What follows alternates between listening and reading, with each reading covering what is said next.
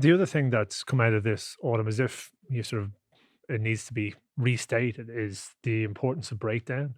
And South Africa, the way they clear out at ruck is just phenomenal. Ireland were off in the first couple of games, both in terms of resourcing, but also so they didn't get enough numbers there.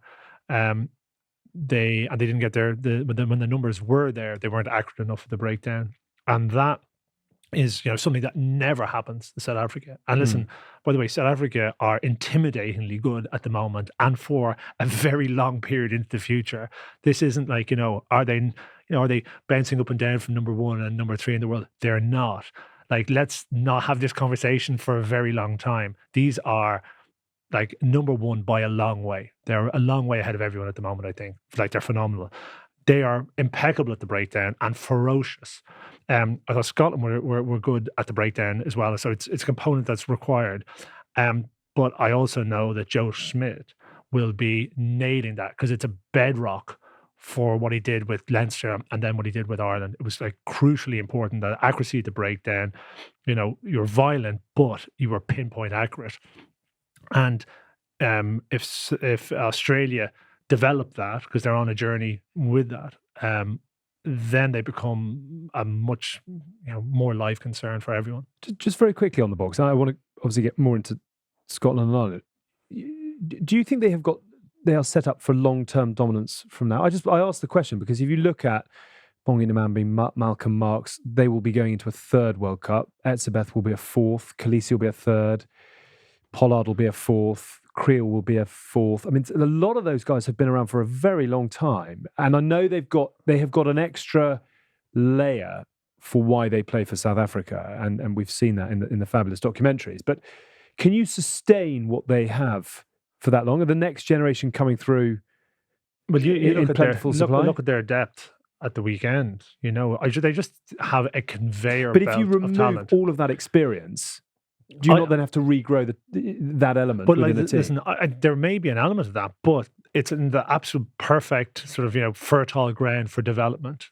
And I don't think it's all these guys drop out at once and then we have to find a new team. It'll be as they are now, evolving, and they've been doing that for quite a while. They've used something like 55 players this autumn. Yeah. So listen, I think they're going to be okay. Yeah, sure. I Rumors also of their demise. Yeah, but I think I'm just hoping. I think for the rest of the game. Just you see Etzebeth at the weekend, where was it playing like a 21-year-old, where his support line. Inside the effort level was just like how is he doing that? Like phenomenal, and it was so noticeable because he didn't drop off in any pace. I think was it Colby that was dropped the ball back inside him? It's like, how is he anywhere near this guy? And he was. They are glad we tidied that up. I think one of the big things, I mean, it's Rassie psychology. Yes. So spoke to Jesse Creel after that Springboks game up at Murrayfield, and he just said, look,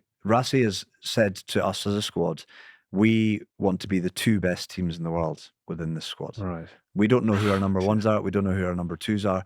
We have a squad here that can put together the 2 best, two teams that can win, can be the best team in the world. And I think, the psychology of that means even when you ring the changes, it's just another opportunity. And these guys understand they've got to step up. And just the final point on them is they play the best type of rugby. And I know they're evolving their game at the moment, but when it comes to Championship, World Cup, Super Rugby Championship rugby, where you have to win and it's all on the line, and you might have an emotionally draining game the week before, their style is best suited to that.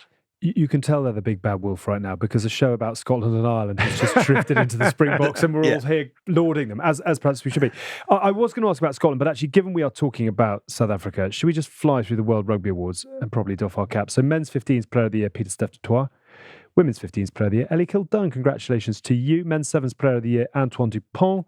Women's 7s Player of the Year is Madison Levi of Australia. The men's 15s Breakthrough Player of the Year is Wallace Satiti. And what a season he has had. But I touch on the Boks. When you look at the men's 15s Dream Team of the Year, Oxenchae, Malcolm Marx, Tyrrell Lomax of the All Blacks, Eben Etzebeth, Tyg Byrne, Pablo Matera, Pieter-Steph du Toit, Caelan Doris of Ireland, Jamison Gibson Park at 9, Damien McKenzie, James Lowe, Damien Dialende, Jesse Creel, Cheslin Colby, Will Jordan. That's a hell of a team by anyone's reckoning. Quite good. Only 4 from the Northern Hemisphere. Tyke Byrne, Caelan Doris, Jamison Gibson Park, James Lowe. No complaints on that? Well, should there be more? Would you have twisted or no, stuck? I think it's hard to make a case, isn't it, for anybody from the Northern Hemisphere? Finn Russell at 10? You're the chief of the fan club. He would be in the mix. I think if you had your imagine how good they'd be how good even better Finn would be with those players around him. I know. It would be playing rugby on cheat mode. Yeah. Off you go. Let's just quickly interject to bring you a message from American Express. We all know how tricky it can be to find the right work-life balance. Amex understands that it's essential to work hard and play hard, so we wanted to share a bit about the American Express business cards.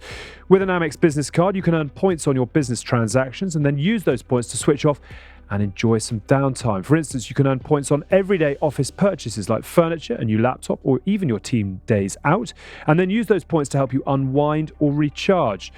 Whether it's a brand new set of DJ decks for Hask or some shiny new golf clubs for Tins, or even booking that once-in-a-lifetime trip to watch the Lions on tour in Australia, the American Express business cards help you achieve that perfect balance in life.